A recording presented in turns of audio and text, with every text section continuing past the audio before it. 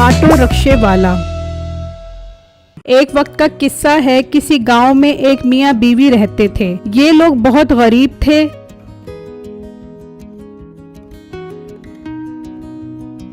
वो आदमी चौक पर लंगड़ा बनकर खड़ा हो जाता और लोगों से भीख मांगता था। अल्लाह के नाम पे दे दो, इस लंगड़े आदमी को कुछ दे दो, बहुत मुश्किल से अपने घर का गुजारा करता हो।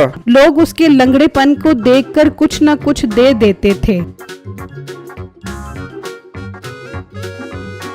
अंकल, तुम किस गांव में रहते हो? मैं साथ वाले गांव में रहता हूँ। अंकल, ये तुम कैसे लंगड़े हो जो दूसरे गांव से चलकर यहाँ आ जाते हो? बेटा, मेरे लंगड़ेपन पर न जा, मैं बहुत मुश्किल से रेंग रेंग के यहाँ आता हूँ, कुछ दे दे बेटा। अच्छा देता हूँ। फिर वो आदमी पैसे देकर वहाँ से चला जाता है। शुक्र है आज की कमाई पूरी हो गई है, अब मैं घर जाता हूँ। वो आदमी मांगे हुए पैसों से गांव की एक औरत के पास कमेटी डाल देता है। एक दिन वो अपनी बीवी के साथ बैठा होता है। आज मैं बहुत खुश हूँ, आज मेरी कमेटी निकलने वाली है। ये तो बहुत अच्छी बात है। आज तो मेरे लिए बुनंजा वालों का सूट भी लेकर आना। नहीं तो पागल तो नहीं हो गई जो मैं तेरे लिए सूट लेकर आऊँ? इतनी मुश्किल से मांग मांग के पैसे जमा किए हैं मैंने। इन पैसों से मैं एक रक्षा खरीदूंगा और उसे किराए पर देकर घर बैठकर सुकून से कमाइयाँ खाऊंगा। ठीक है, मैं भी तेरे साथ साथ कमाइयाँ खाया करूँगी। फिर वो आदमी कमेटी वाली माई के पास जाता है और उससे कमेटी लेकर रक्षा खरीद कर आ जाता है। अरे वाह, ये तो बहुत अच्छा रिक्शा है। मुझे तो बहुत खुशी हो रही है कि आपका इतना अच्छा रोजी का जरिया बन गया है। हाँ बेगम, हाँ, बस तू ये रक्षा अपने बेटे से बचा कर रखे, बहुत गंदी नजर है उसके।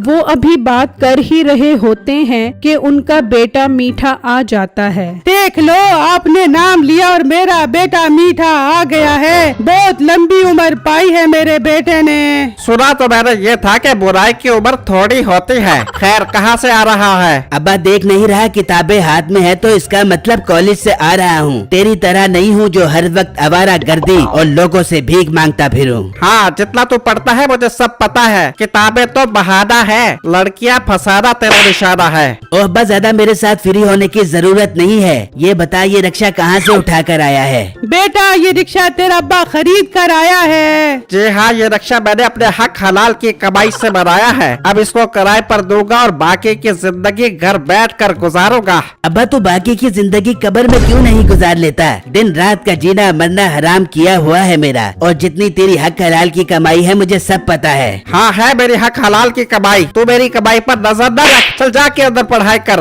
अब्बा, मैं पढ़ाई पर पूरा ध्यान दूंगा और पूरे कॉलेज में टॉप करूंगा। बस तू मेरी शादी नसीबो कैंची जी से करवा दे। नहीं, तुझे उस स्टूडेंट में नजर क्या आ रहा है? मटके जैसा पेट है उसका। तू चल यहाँ से दफा हो जा, चल अंदर जाकर पढ़ाई कर। अब्बा, एक बात तो फिर मेरी भी सुन ले। अगर तूने मेरी शादी नसीबों से ना करवाई तो मैं अपनी जान दे दूंगा। ये तो तेरा मुझ पर बहुत बड़ा एहसान होगा। तू ये नेक काम आज ही कर ले। ठीक है अब्बा, मैं भी जाकर पक्के के साथ लटक कर अपनी जान देता हूँ। हाँ हाँ ठीक है, बस ख्याल करी पंखा ना खराब हो जाए। फिर मीठा गुस्से में अंदर आता है और पंखे में रस्सी बांधकर खड़ा हो जाता है। अब्बा देख ले, मैं लटक रहा हूँ। अरे बचा लो, मेरे बेटे को बचा लो, वो अपनी जान दे देगा।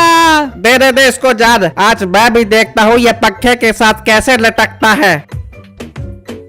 फिर दोनों मियाँ बीवी अंदर आते हैं। अम्मी जान, मेरे मरने के बाद नसीबो कैंची को मेरी मैयत न दिखाना, वरना वो मेरे गम में इस दुनिया फानी से कूच कर जाएगी। ना बेटा ना, ऐसा ना बोल। अम्मी जान, मेरी कब्र पर मेरे नाम की तख्ती न लगाना। अगर नसीबों ने मेरा नाम पढ़ लिया तो वो ये सदमा बर्दाश्त नहीं कर सकेगी। ना बोल मेरे बेटा, ऐसा ना बोल। अम्मी जान, मेरे जनाजे को मेरा अब्बा कंधा न दे, वरना मेरी रूह को सुकून नहीं मिलेगा।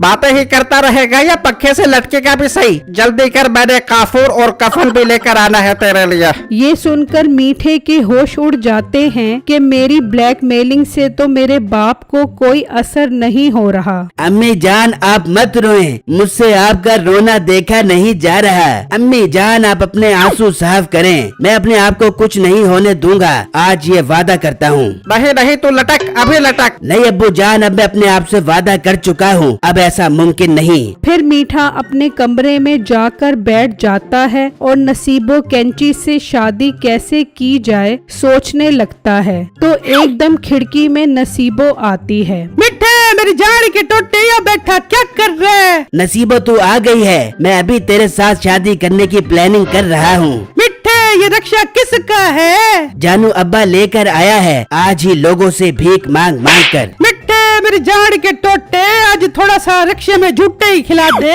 अरे वाह नसीबो जी, क्या कमाल की फरमाइश की है आपने। चल आज तुझे रक्षे में खूब सैर करवा के आता हूँ। फिर मीठा रक्षे की चाबी उठाने के लिए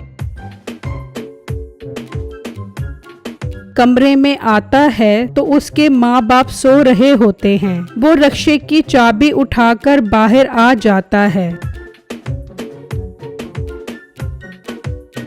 चल नसीबो चल, आज तुझे पूरा शहर घुमा कर आता हूँ। मिठे तुझे रक्षा चढ़ाना आता है कि नहीं? अरे रक्षा चढ़ाना कौन सा मुश्किल काम है, बस चाबी लगानी है और इसे रेस देनी है। रक्षा आप ही हमें हमारी मंजिल मकसूद तक पहुँचा देगा। मिठे ख्याल करी कहीं वो मंजिल मकसूद कबर ही ना हो जाबे। तू परेशान की होती है, चल बैठ रक्षे में। फिर वो दोनों रक्षे में बैठ जाते हैं और मीठा रक्षा स्टार्ट करने लगता है।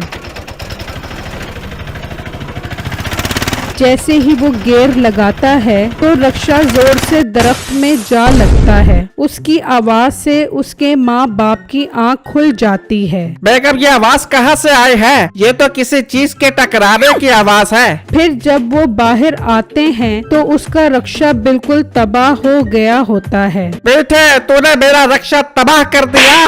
अब्बू जान मैंने इसे तबाह नहीं किया, मैंने तो सिर्फ इसे स्टार्ट किया था। दरख्त से तो ये अपनी मर्जी से जाकर लगा है। बेटे तू पक्के से लटक कर मर क्यों नहीं गया? बेगम तू रस्सी तैयार करके पक्के के साथ लटका, मैं आज ही इसे फांसी दूंगा। नसीबो तू मुझसे शादी करना चाहती है? हाँ मिठे करनी है शादी। इससे पहले कि अब्बा हमें फांसी चढ़ाए हमें क्या करना चाहिए? भाग मिठे भाग, मेरी जान के टोटे भाग। फिर वो दोनों वहाँ से भाग जाते हैं।